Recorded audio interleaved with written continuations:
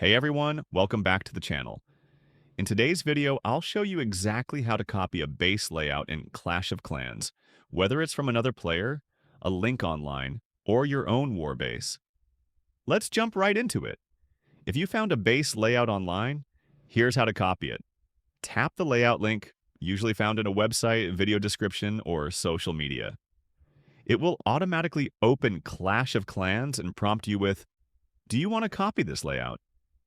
Tap Yes and choose an empty layout slot to save it.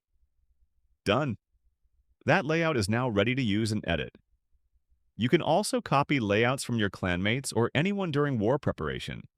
Visit your clanmate's base, tap the Layout icon, copy button in the bottom right corner.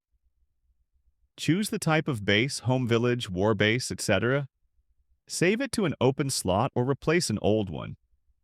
Note: the other player must have Copy Base Layout enabled in their settings for this to work. Once copied, go to your layout editor. Tap Edit Layout to make changes. Test your defenses. Make it your active layout anytime with just one tap.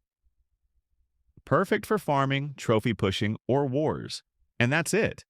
Now you know how to copy any layout in Clash of Clans in just a few taps.